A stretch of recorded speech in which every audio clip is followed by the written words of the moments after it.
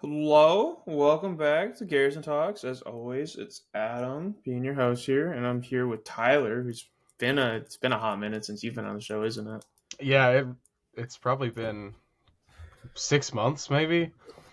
I don't even know. I'm not gonna It might have lie. been more than that because we did take Probably. we did take a little bit of a break there for a little bit because holidays are stressful. Um, Yeah, and with my work schedule, I work third shift. yeah, I was like, So you not only do you work third shift, your rehearsals are I think is what it is when we normally record on that Tuesday nights, that's true. or That's Thursday true. nights. Kind of Yeah, lines up. So it makes things yeah. tough. So if nobody can tell or doesn't have video, it is very light in my room because it is actually daytime out when we're recording this on Friday. But yeah. Yeah, it's very light in my room, as you can tell. The very very dark background, yeah. Um I'm all a right. night owl. What can I say? Yeah. Yeah, I don't blame you. Okay, but yeah. So today we're going to talk a little bit about kind of like meta versus off meta slash like experimentation with the meta, like kind of like why units are heavily played, why stuff doesn't see play that should see play. Um, and that kind of ties into the other two things we want to talk about. We do want to talk about Geos a little bit because it's been a month, I believe, since Geos Yeah, come out. almost exactly, I think. Yeah, I think it was like 2 days off or something. But yeah, so Geos has been out for a month, so like we got to see him. Haven't seen any tournaments, which is kind of sad. Besides like Golden Sprue, but we can talk a bit more about those, see how we think they're doing, and then we can also talk a little bit more about list building for tournaments. So stuff that's like what to consider for like list building, like kind of like what do you think is in the meta and what do you think your experimentation does well against the meta, that kind of thing, right? Yeah. Um, and then but before we dive into like meta stuff, just a quick reminder for everyone out there. Indie Open is coming back for a second year. We've set a date, as Matt said last episode, for June 7th and June 8th, which as a reminder is a Friday and a Saturday. So that's kind of a thing to remember because not most tournaments are Saturday Sunday. So just something to remember travel plans, but also if you're in the Legion Discord, with the 20, 40, or 20 or 40,000 people or whatever have you it is, we should hopefully have a official channel in there for the tournament in the next coming days, so we can give more details out there, and then of course we'll announce everything out here and whatnot. Um, And I mean, hopefully, fingers crossed. We can maybe get support from AMG. I know last year we were really, really tight with the cutoff because they made their announcements at Adepticon about doing like the yep. qualifiers and stuff like that. And obviously that was the end of March. And Indy Open, was it the exact same dates last year? It was almost. It just about, yeah. It was like first Um, weekend again, yeah. and we were kind of trying to sustain communication with them, and it didn't really work out. I think it's just because we were so close to Adepticon, and I don't think they were quite ready. Yeah, and it was Um, just. I also remember at like the start of the cycle and everything, they were really really stingy with their with their worlds kits and everything. So very, like we didn't very. get like we got like I think it was like three total in Indy across like 4 or 5 stores. Um, and then we ended up getting like a dozen like in like September. So hopefully this year they'll be less stingy with it, and we can potentially have a bunch of kits or even get like official support, like you said, for it. Yeah, Rocky Top I think ran into the same problem we did. Rocky Top's usually like Memorial Day weekend, so the last week of May, and yeah, I'm pretty sure they didn't have any invites last year either, Yeah, they but not didn't. because of lack of trying. They just, It you just know, ran out of time because like AMG was still trying to figure out what they want to do, but right. hopefully it's a bit more structured this year now that they've had a year to try it out and everything. So Yeah, yeah, no so guarantees, but of course, just yeah, one of those things. We're gonna strive for it, and obviously we'll yeah, communicate. yeah, it'd be really nice to have it. So Yeah, it'd it'd be be nice awesome. up.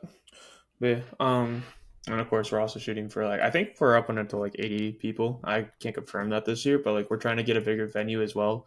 Try and get a really nice size tournament. Potentially like get more people than Gen Con does, which would be Yeah, fun. I mean we had 49 last year, right? I think we had more than that.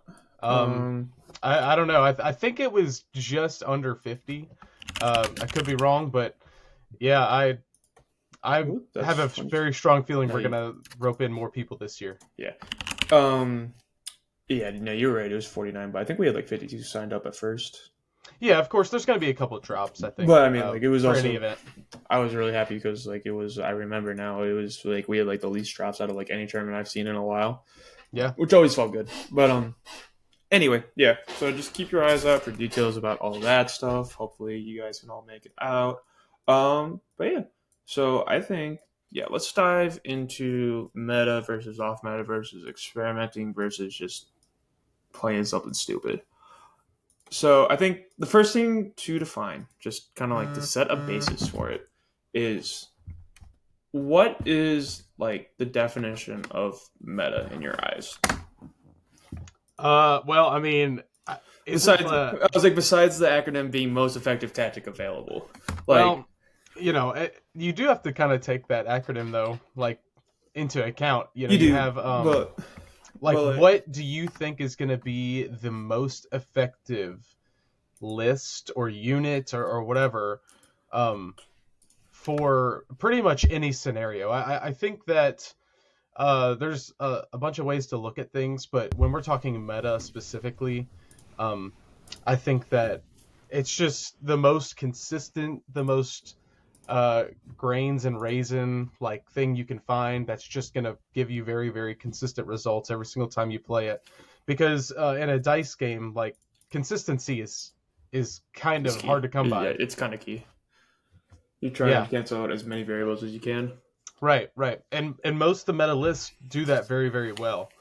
Um, because again, over the course of 6 games in a tournament or whatever, specifically a Yeah, big tournament like that, um, yeah, you're going to want the most consistent results. You're going to not want to go into every single game having to use too much brain power because I think we've all played Legion. If you're listening to this cast, and if you've ever played in like a 3 or 4 day tournament, usually the last game of that day is a it's little bit extra grueling. taxing. It's grueling, especially when it's Yeah. like a 4 round tournament. Like I remember that for I think it was Adepticon 2021, 2022. Yep. Uh, Yep. 2 years ago, yeah. It was 4 games in the first day, and I remember being beat for that. And Yeah. So funny story about that. Like at that tournament, I think it was you had to go 3 and or you had to go X and three and one one. maybe. You had to go 3-1. Yeah, and I went to the fourth round at 3-0, and I remember just thinking like, why do I have to play this game? Yeah. I mean I remember because that was back when I first started playing Legion and didn't know what I was doing. And I was 1-2 in that third game, so I was like, I don't want to be here. I'm tired. Yeah, I can imagine. But yeah, But yeah, so like the meta is also I think something that's kind of crafted by groupthink a little bit, and not in a bad way, but I think a lot of people will theorize with each other. Obviously, we have like a huge Discord and everybody converses. And so you're going to have a lot of shared ideas, or you're going to have a lot of ideas out there that are kind of floating in everybody's mind. And so everybody's idea of the meta kind of changes or maybe kind of morphs together a little bit. And I actually just wrote an article about the WTC, but in the article I reference I wrote another recap article about Nova back in September, I think, of yeah. 23. And at that Nova tournament, I think 15 out of the 20 players were playing Anakin, Gunline, some Anakin variant. 501st. I remember that because Yeah, I played against 3 of them. Yep, it was great. it Um, was it was littered with Anakin, just Anakin on almost every list. yeah, Well, and then you take the data from this WTC tournament, and there were 16 guard lists, and I it think was Yoda was in 9 of them. it was all Yoda and it was all Padme. Like I remember and and that. and Anakin was in I think 4 or 5, which obviously is still a good chunk, but it was just one of those like there's nothing structurally that's changed in Legion between September and February, but because of the conversations people have had, because of games being played, that's just kind of the way people are starting to lean. And obviously there's reasons behind it.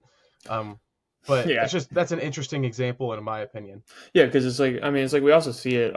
It's kind of just like how the meta shifts because people play something like, for example, we had pikes for a while, or we had the Kalani double ion spiders, which was a menace, and then like of course double darks and blizzard and all that. Those are all kind of like I think examples of, like of meta and kind of not exactly groupthink, but like they were kind of defined as like the strongest list, which could also be kind of like groupthink because like I don't know if like Blizzard they definitely were. I don't know if the rest were necessarily in their times, but like everyone was playing them, and so like the meta ends up shifting because it's like people find counters to that, and like it kind of just keeps going and going and going, and that's kind of like where the experimentation comes in. Yeah, Is it's darks is like another great example of like, I mean, structurally, even with the points change, they didn't change. yeah, They went up 12 points if you took both their heavies, but like nothing else changed on their card. yeah, and people just kind of wrote them off because like everyone sees like nerf or everyone sees like buff and they're like, oh, this unit is amazing, or this, oh, this unit is unplayable now,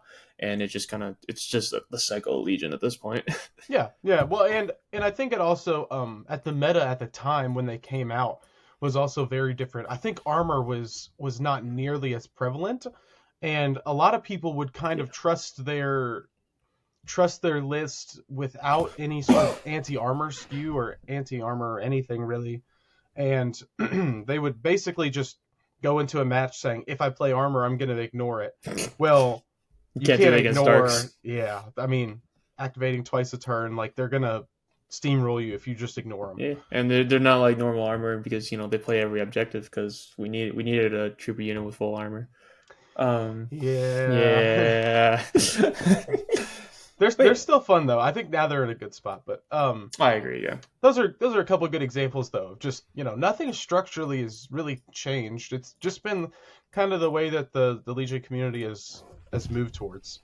yeah. So it's yeah, and then so it's also kind of I think why people start underplaying units as well as overplaying them because it's you start writing off units because you don't hear them talked about on like podcasts for example like I know like I believe like the one of the big points that like really made Yoda and Padme pop off was the fifth trooper Mike Berry went to a tournament and was like, "Oh, Yoda and Padme is so good!" Oh, and then everyone started playing it, and here we are.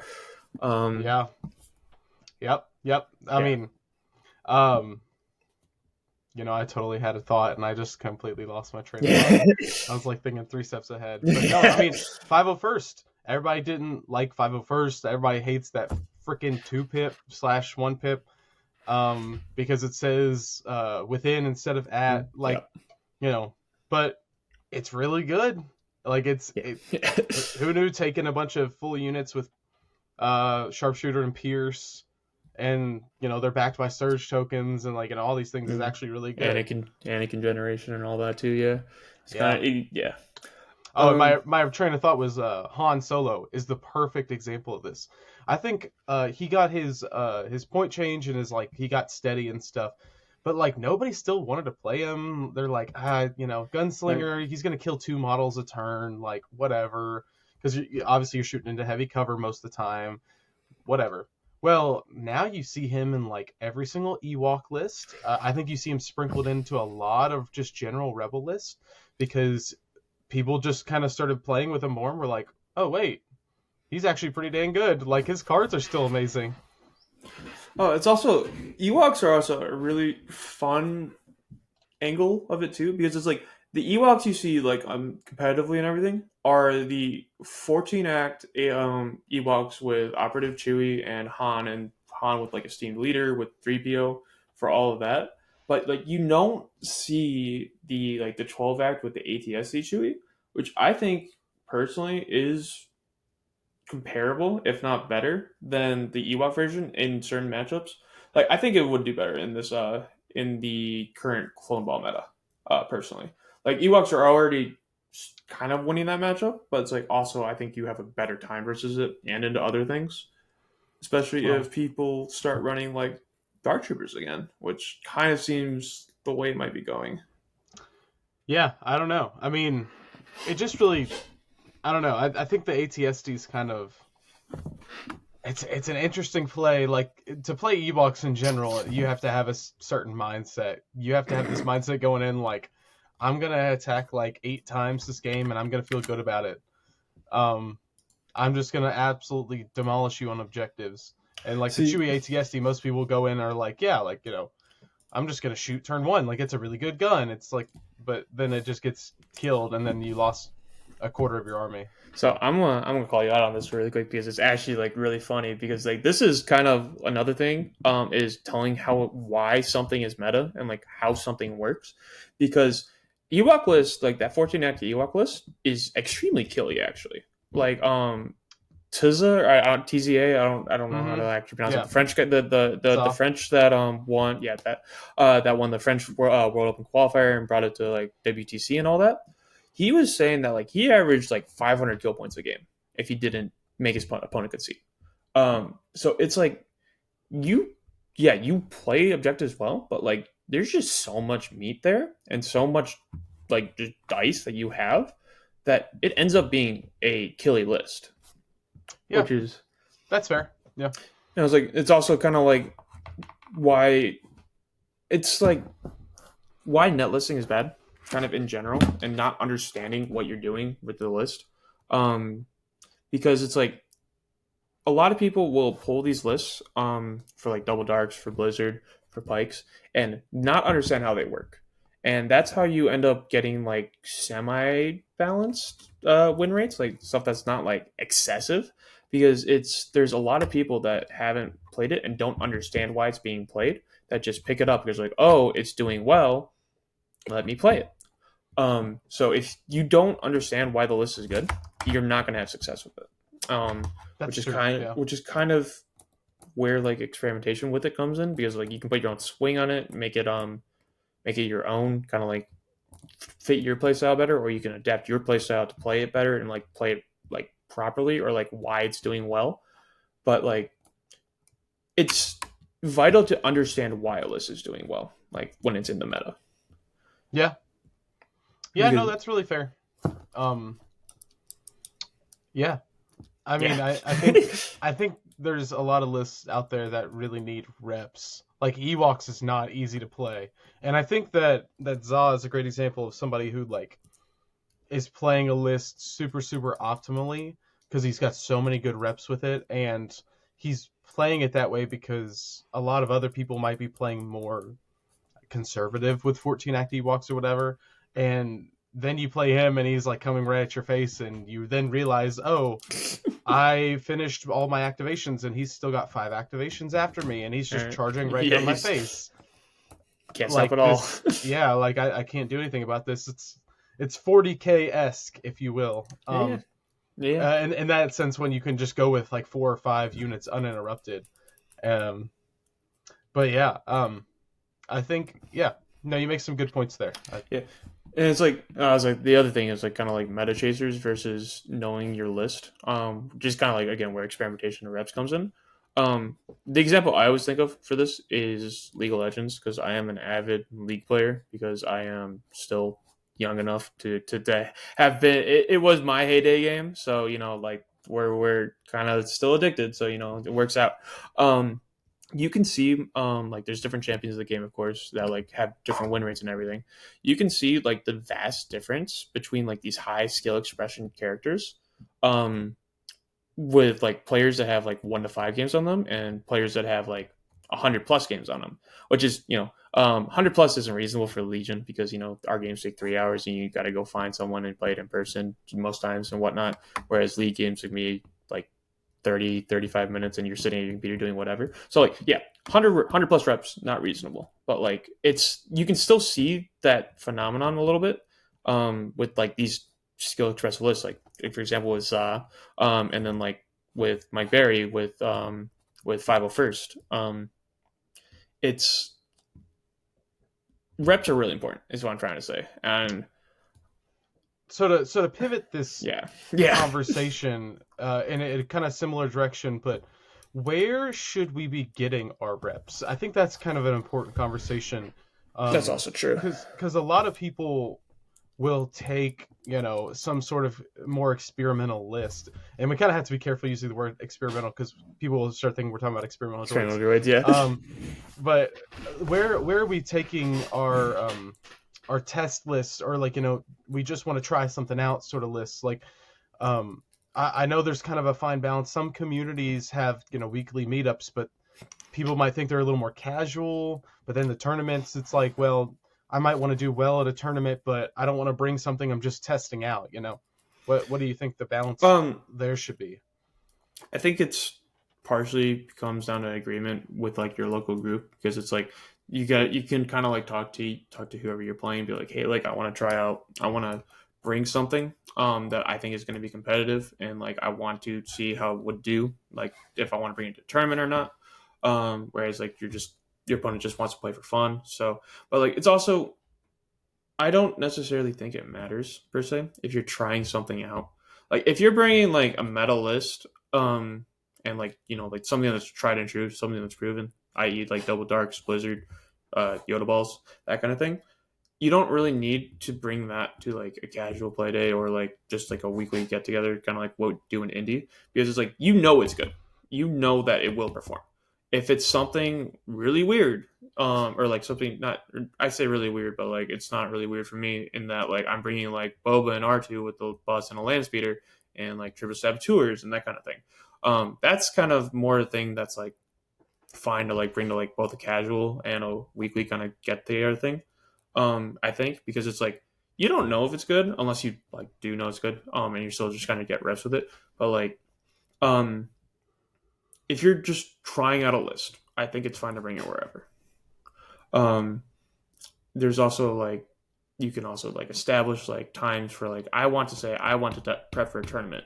Well, you prep for a tournament with me, and you can toss and like bring your A game and like bring like your optimal list and whatnot. Um, I think that's fine. And then it's also, of course, you can play like you can do like ladder league on TTS, where I think most people are like trying and everything in the Legion Discord, and like people are like trying their good lists and getting good with them.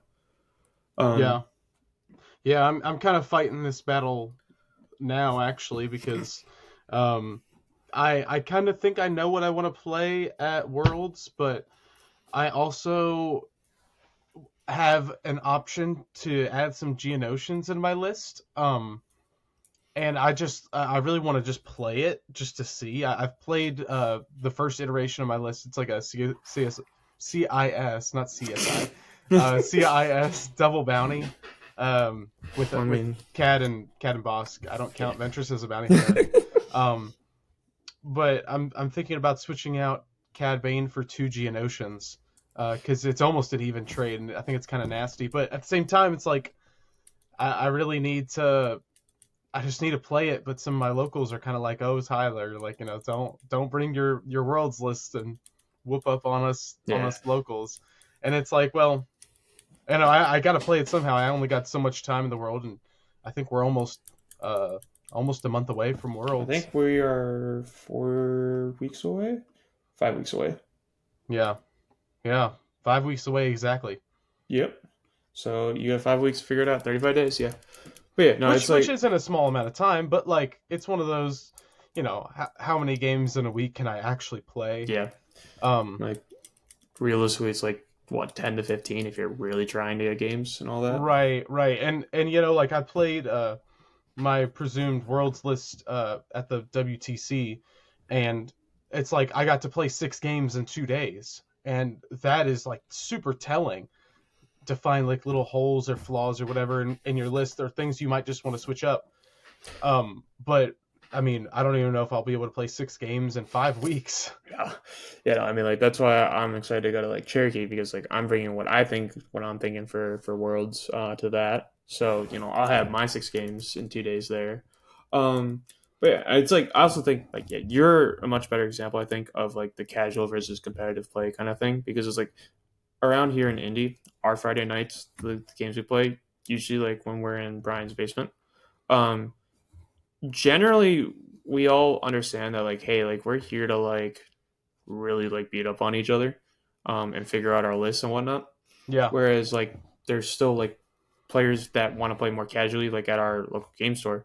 And it's like I'll go between the two. but it's like it's also very easy because like there's like a common kind of like social like contract or whatever that like okay it's way more casual at the game store, so it's like let's not try super hard, whereas like when I'm going to Brian's house I'm going to beat up on him and beat him every time and smash him into the ground, that kind of thing. Right, right. And that's much harder to do when you've only got a game store to play at.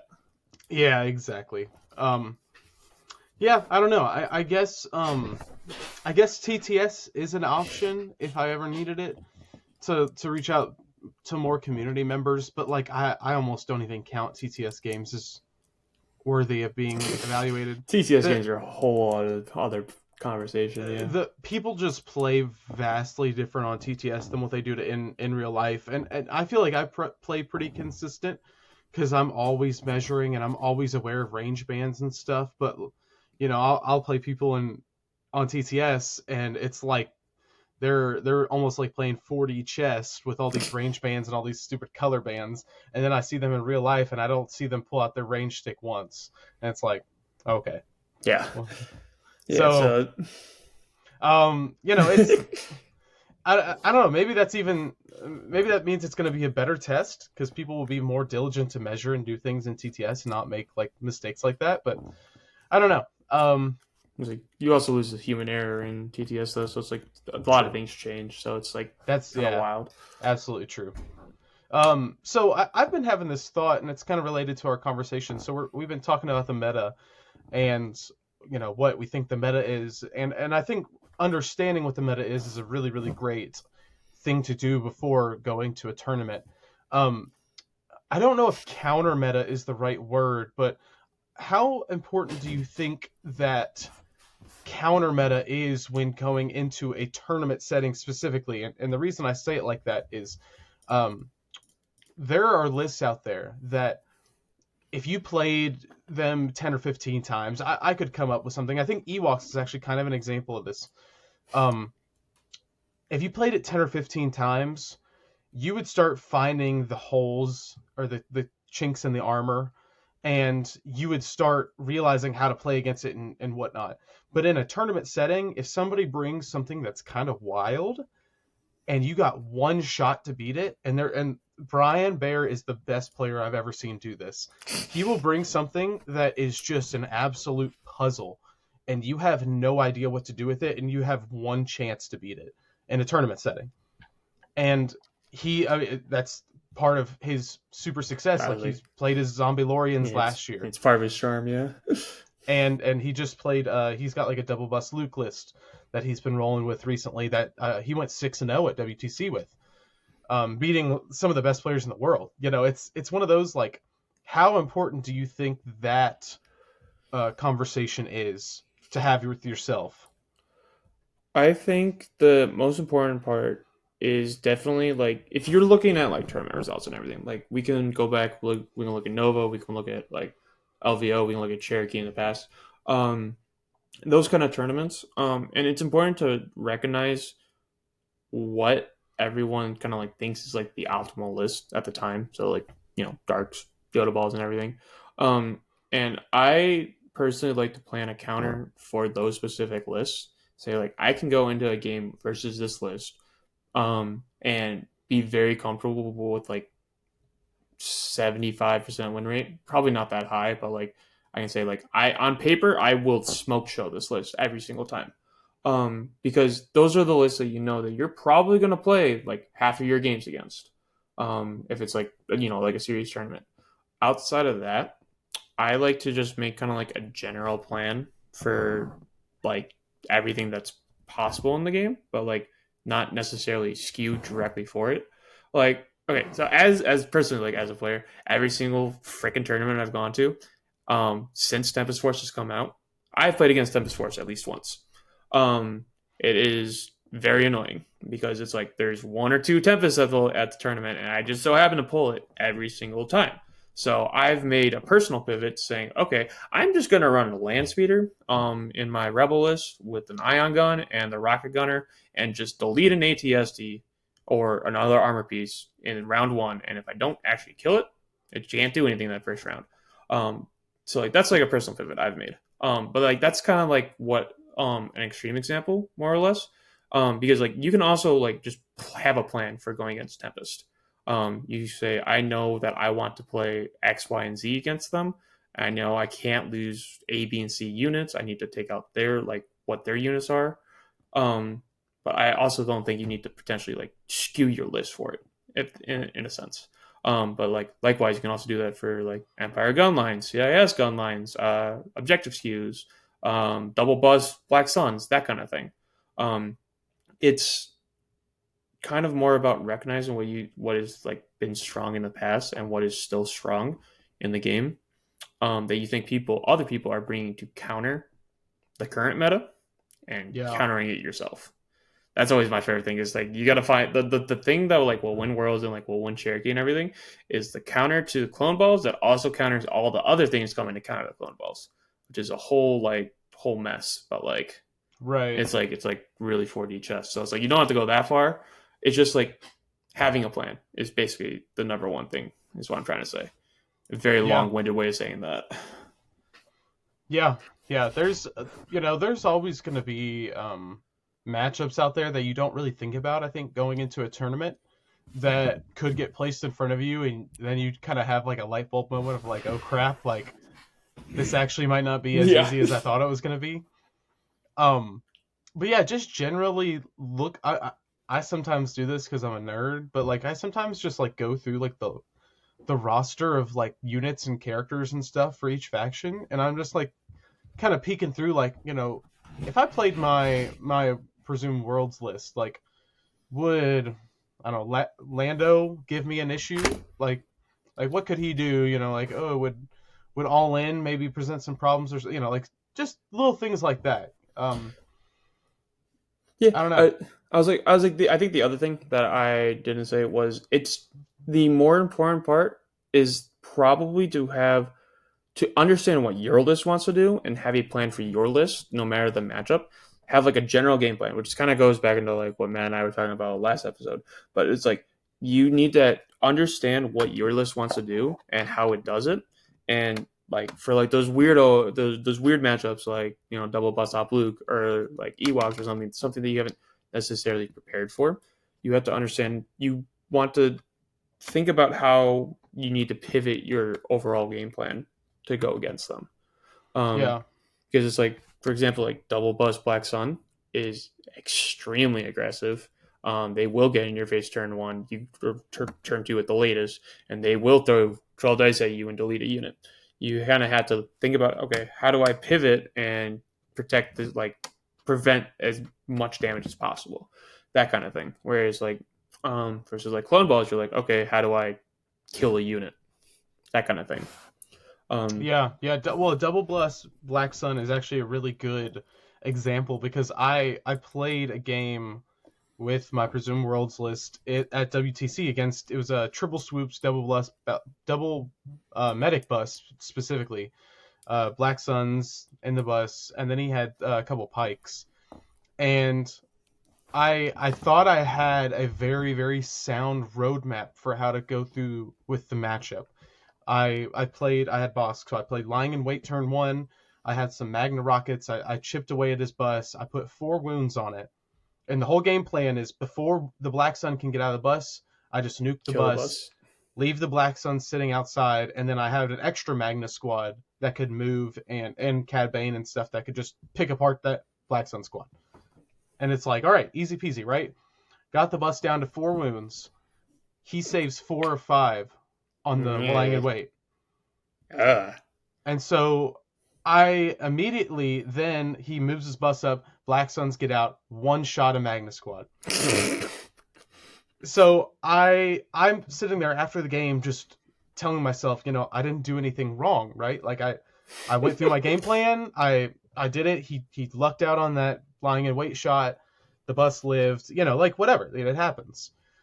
you But know, I could have made a better play, and the reason I say this is I thought my game plan was solid, but I wasn't ready to morph the moment he kind of not necessarily diced me out, but at the moment he rolled really hot, I still had a Magna unit to activate. I could have just moved and stood by. yeah. Yeah, And I got a little too gun happy because I was like, I'm gonna kill this bus. This Magna's gonna walk up and just nuke this black sun. I think the Magna had like two aims on it. Like it was ridiculous. It was gonna be glorious, and it didn't happen. But I could have just played a little more conservatively. And it's like I think again, like you might have a game plan for a list. I know double bus, black sun could be something that you actually see. That's a yeah, potential meta it's realistic. list. So it's like just be ready to on the fly be like, I had this game plan going in, but I don't want to get too zeroed in on what I think the best move is right now. I want to just You know, make sure I make the appropriate move for this point in the game. Tyler, something that would help with that would be checking out last week's podcast episode where Ben and I talk a ton about pivoting when your game plan goes to crap. And yes, I am going for shameless plugs. It will be more common, and I love it. So I am shameless. Go check I'm it out. happy I could It's really help. good. Yeah. All right. Okay. But okay, I guess another thing with knowing your game plan and everything, kind of goes into reps with the list. Like we were talking a little bit about it earlier. How like because like you're saying like oh I can only get it I might not even be able to get in like 6 reps in or like 6 games in 5 weeks or whatever with this list. Um, how many reps do you think you actually like need with a list for it to be like something that you want to bring to a tournament? Well, it's very, very dependent on what you play against, in my opinion. So, for me, I think I before I'm ready to bring it to a tournament. Now, there's all sorts of fine tuning and stuff you could do. You could play a list 100 times and keep tinkering with things throughout Yeah. the lifespan of it. But to really get a list to where I think is comfortable and to where you could say in your mind that you're comfortable to bring it, I actually think it's three. I think you need to play one game just to start off against just really anything just to really say, okay, here's the command card order, like here's kind of like the way it wants to feel, here's kind of the way it wants to play, whatever. I think you then need to play one list that is either like a really, really dense gun line or is some sort of a Yoda ball is a good example of this. Something that just is very meta at the moment. Something that is you absolutely could and should see and play that, get another feel, see how that changes your game plan, and then play against something that's wildly aggressive, or play against I don't know, like the Wookiee Battle Force, or something that's Examples. completely a Double bus black 180. sun. Double bus. Yeah, Yeah. a perfect example. But, Um, Something like that, because then it's like, well, how does this change what I found out in the first two games? How does this change the order of the cards I play? Like the story I was just telling, like I've played, Black Sun Bus matchups before, and the my game plan is instead of divulging Cad's 3 pip and playing that, I just play lying in wait turn one, and then that helps me with bus mitigation, obviously. And so, just finding out the little niches in your list like that really, I think, give you enough of a scope. Again, you can play as many games as you want, and it's going to only get better with the more games you play. But I think three is like the number where you could start being like, yeah, okay, I've played it enough. I feel comfortable. I will. I think. Hmm. Because I like 3, like that. That is a good number of games, and like the 2 games that you mentioned are like make sense, right? I think there's a couple more that you also need though, because it's like, or at least think about, and like kind of like play out in your head or something. Is against like a speeder spam list or like mobility spam list, like something like a realistic one that we can talk about later is like Geonosians with stabs and Cad Bane. Um, that's an extremely mobile list. How do you deal with that with your list? And there's also stuff like the list I'm playing actually is kind of a good example of this. Lists that are kind of like designed to like pull you apart and win on objectives, because it's like how do you deal with a bus with like Boba in it and a couple like close range units coming at you while a land speeder with R2 goes zooming around the side? How do you like split your list? That kind of thing. So I think like 5 for me would be kind of like that point, because like I think that covers all the bases of Legion, because like pretty much every other game outside of like those kind of like 4 main pillars is going to be some amalgamation of those 4 games. Because like it's essentially like a square for like Legion lists. In terms of like you've got mobility, you've got aggressiveness, you got defensiveness, and you've got objectives. Um, so it's like if you can hit all four of those corners, and then like everything in between that is going to be some amalgamation of it, and so like you can kind of adapt to that on the fly. Yeah, Yeah, yeah. I think obviously you can go as deep as you want. Like you can really pick apart all sorts of different matchups that you could potentially face and things like that and test against them. And that's only going to make your list stronger and make yeah, you feel better as the player playing against them. Um, but yeah, I think 3 is both a reasonable and realistic number to that's attain. also fair. I was like, yeah, that's also fair because like you can also like that first game you play, you can take it slower and everything. You can even run that against like that's a good time to like run it against like the current boogeyman in the list. Yeah, Like right now, it'd be like that's the time. The first game you play it is like the time to run it against like a Yoda Padme clone ball. If you're like considering it for a tournament, because it's like if you can do well against that, like you don't have to win the game. You're probably not going to win the game.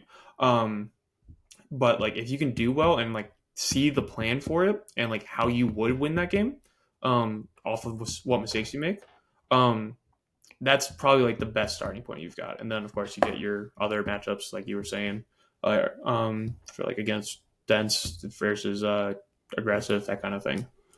But yeah, yeah, and don't be afraid to like ask your opponent like either during the game or before the game or whatever. Like, hey, like I'm this is like kind of a test for me. Like you probably at that point have already discussed like if he's bringing a specific list, but um, just ask like, hey, like let's have a post game after this, and like let's talk through some of yeah, the strengths and the weaknesses of what you, as the person on the other side of the table, thought of what I was playing. yeah. So yeah, no, it's like yeah, that's totally true too because it's like because it's like you will understand mistakes you're making while you're playing the game. But like it's also like generally like I don't know about everyone else, but like when I'm playing a game, I am like kind of emotional about it in the sense that like I am invested in it and I want to win. So like I'm not thinking about oh I made X, Y, and Z mistakes. So like if you reflect on it after the game, like you're saying, um, it's a lot easier to just kind of sit there with a clear head and say X happened because of Y and so on and so forth, and actually like learn from it.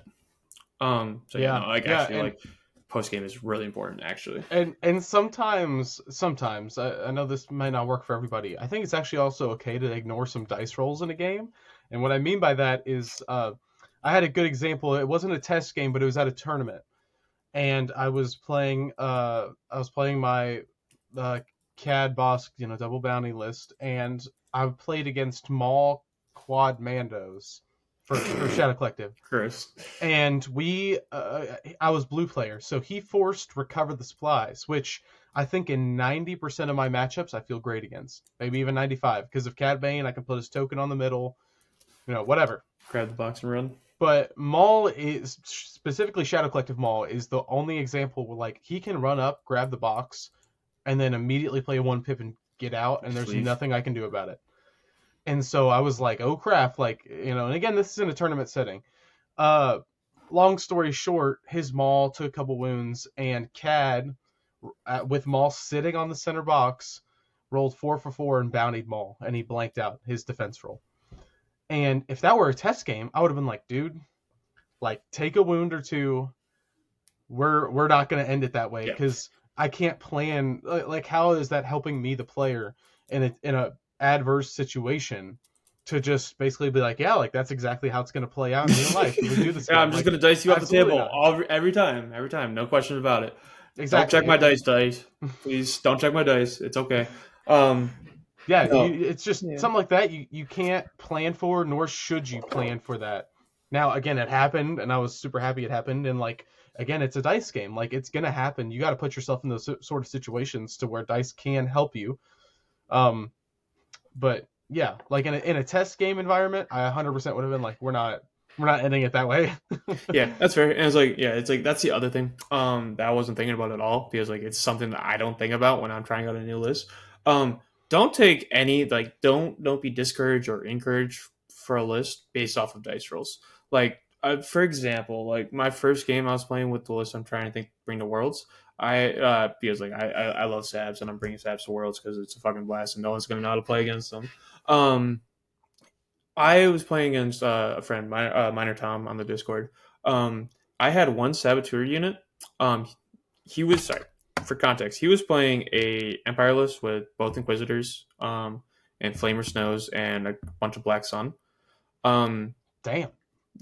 yeah, it was a very meaty list. It was a very scary ball, and it would delete everything except for the fact that I had one saboteur unit throw two mines in the middle of that ball and deal 18 wounds. Uh, yeah. So Ridiculous. this one 43-point unit killed about 250 to 350 points worth of stuff. Um, that's not something you should ever plan on, as you were saying. That's also like it's more important to understand the game plan than it is the dice rolls. But like at the same time, it's like you can't go into it and be like, okay, I need to like you can't be like, oh, this list is awesome or oh, this list is horrible because of a dice roll, because of the dice rolls. Yeah. Yeah. That's like I think that's the number one thing that gets Legion players is you cannot be discouraged by good or bad dice roll games. So to that extent, like if you're serious about bringing a list to a tournament, um, you should. I think it's very smart to go into a calculator, like a Legion dice app or whatever. I still use Tell Me the Odds, even though it's like apparently it's like not protected or whatever. And figure out the average amounts of like the average saves, average wounds of units that I have in my list, and figure out like okay, if I'm playing like a clone ball, like this is how many I should expect to get through, that kind of thing. And I think it's important to just understand your averages and play around those. Because if you play around mins and maxes, you are basically prepping for disaster. Yeah. Yeah, like I've had B1 sniper units like put 4 wounds on like a den before. It actually happened at WTC. They went 8 for 8 on a B1 sniper roll. Yeah, I remember Gen Okay. Con. There was a year Gen Con where the E5S V1 squad did I think it was 5 wounds to my Tauntauns and it made me lose the game. So it's like yeah, stuff like that you can't plan for. You can't prep for. You shouldn't plan for. Um, Yeah. but yeah, it's like I mean, I guess if it is E5S B1s apparently planned for because it happened to both of us, and like it's a story I hear all the freaking time. There's a So like trend. There's a so like trend. maybe plan for an E1S squad just or an E5S squad just deleting a unit that's really important to you. You almost have to plan that those things are going to roll like 4 crits. Because I'm telling you, I've rolled that dice pool so many times. It's The amount of times people are just like getting frustrated that I consistently roll 2 to 3 crits. I'm like, dude, I this was is like like almost the average. yeah, I was like to be fair, like two crits I believe is the average there more or Yeah. less. Yeah.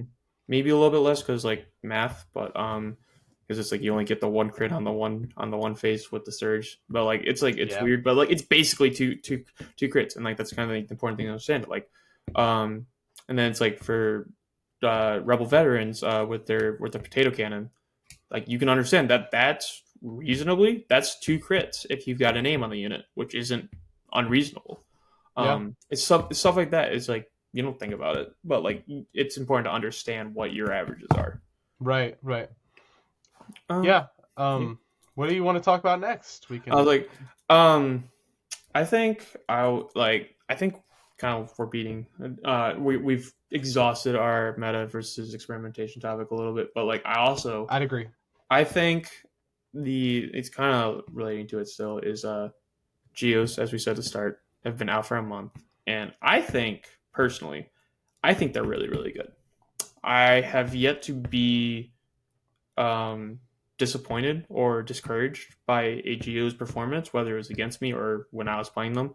The couple games I did play them on TTS, I think they're really good. They seem to be a very very strong archetype for CIS.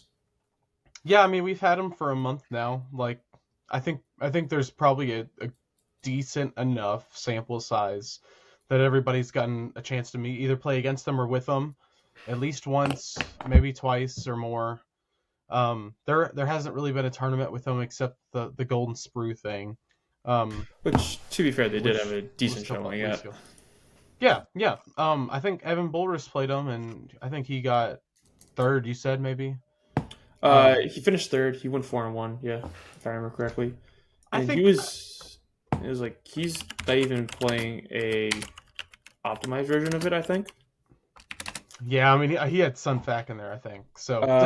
I know he had. I think he had Bane instead of Sunfac, but like he had 6 Geos and a B2. No, I know Um, for certain he had Sun Fac in there. He had both. I think oh, he he had did have 10 both. and Okay, that makes sense then. But yeah, so it's um like there's. yeah. I think speaking of Sun Fac, I have not found a situation yet to where you should play him. So Not a single one.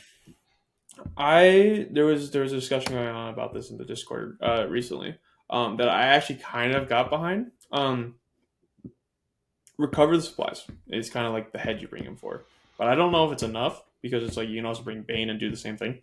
Um, but in general, for like those grab and run kind of scenarios, Sunfac turn one gives an order or like he has the order. You probably have just core in the bag. You move 2 of your Geonosian warriors closer to the box.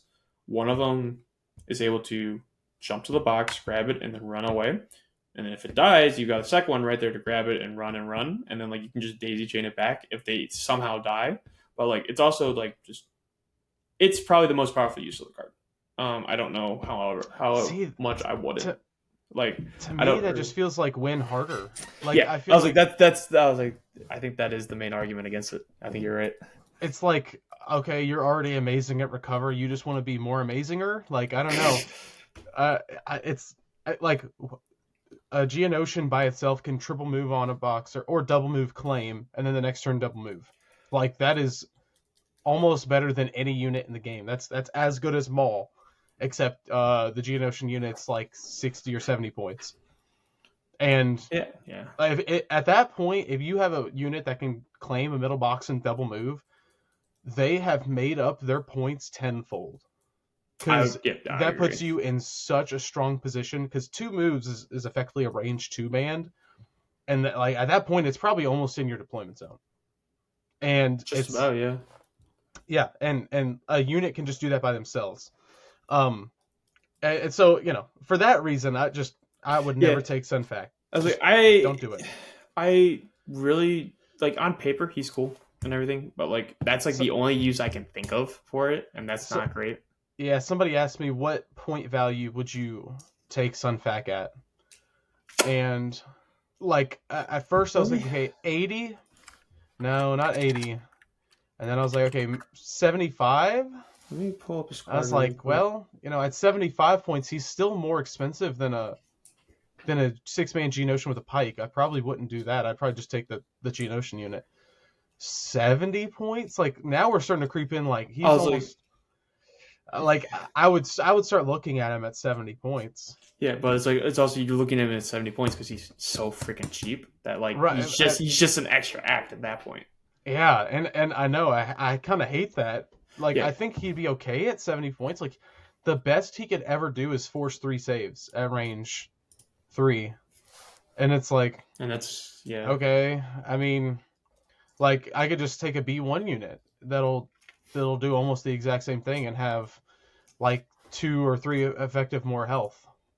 yeah. I don't It's know. like I I haven't don't. seen his use. I'm not a fan of Sunfuck either. Poggle though. Poggle's Poggle. We're gonna great. talk about Poggle. I like Poggle. I don't know if great is the right word, but he's definitely got some very, very good uses. I yeah, I'd agree with He's that. he's cheap enough. He's 85 points, right? Yes, yeah. At 85 points, like he's And treading the line of like he's actually really, really affordable. it's Um, kind of insane that he's cheaper than Sunfuck, but like that's a whole different conversation. yeah, honestly, that's true. Um, the compel is decent. I'm not sold on it I mean, because it your team. seems kind of positional. He's really, really slow, and his Geonosian buddies are really, really fast. Yeah, So sometimes I feel like it might not matter, but it could. It could matter. It could like bail you out. Like imagine that same recover the splash scenario. You double move, claim a middle box, and then they win the roll off. They attack your Geonosian first. Well, you don't care that you can't double move now because you have compel, and you can compel to make sure that they double move back yep. if they don't die, of course. Of course, yeah. But yeah. But like Um, that's really really strong, and for objective play specifically. And then I mean he's got entourage, like that's really really cool and that's unique. It lends itself to some like really really fun B2 spam I was builds. like, what are you thinking for like Geonosian builds in general? I probably most of the time I think there's really two archetypes that are actually really really strong, and Hmm. I think the first one is that B2 spam I was talking about. I think Yeah, it's like a I agree.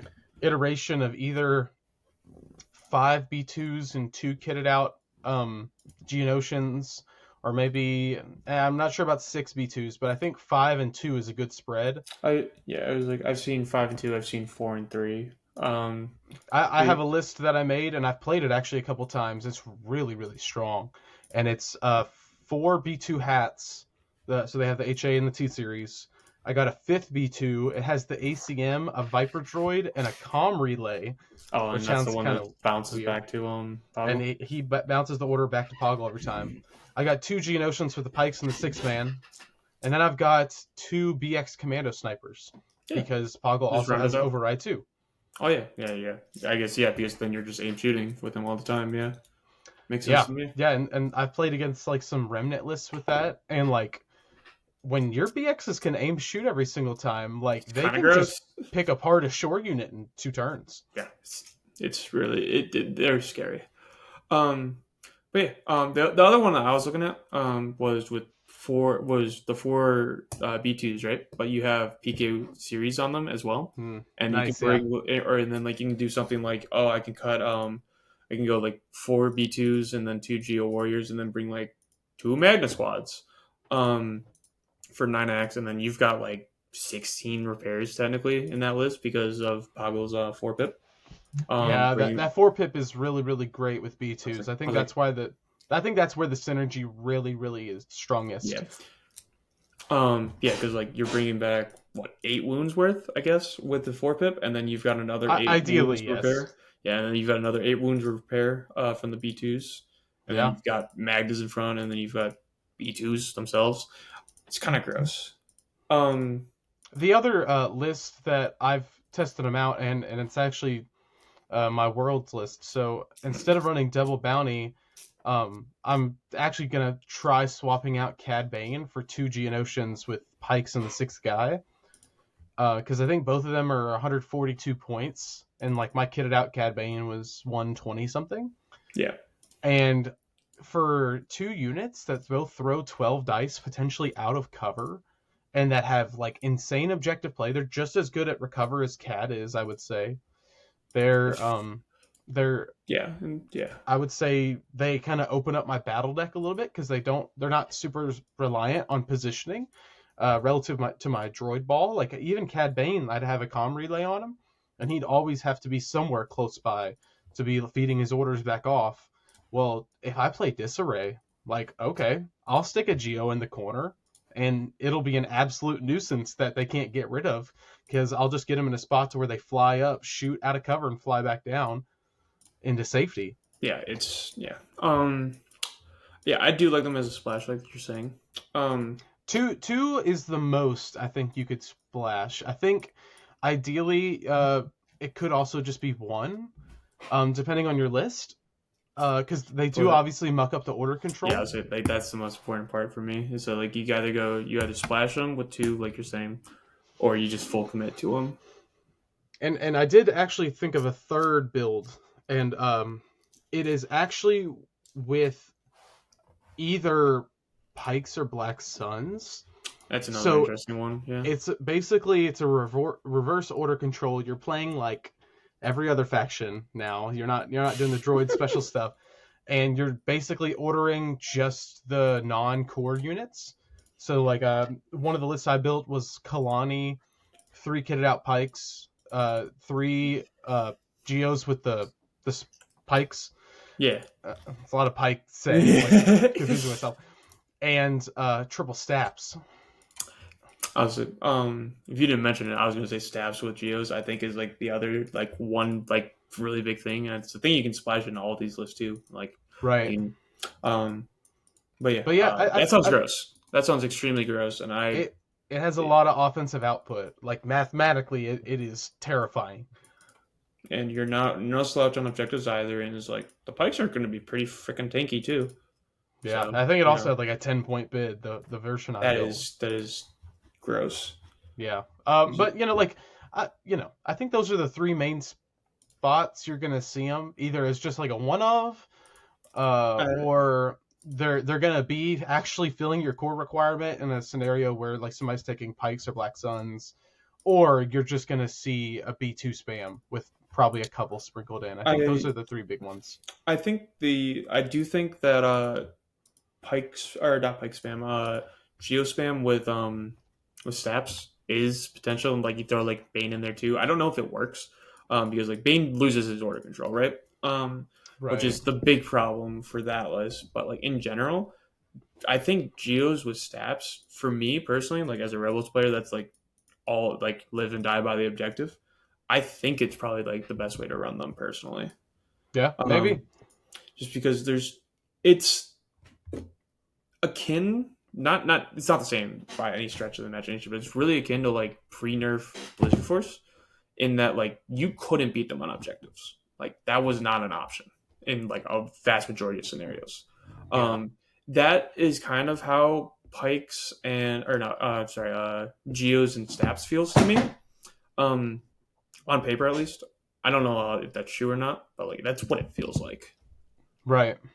Yeah. Um, Man, maybe. I mean, if somebody wants to buy and assemble 6 boxes of Geonosians yeah, I know. for Yeah, that's also true. Like I saw a couple of our locals building them and decided I was not getting geos anymore.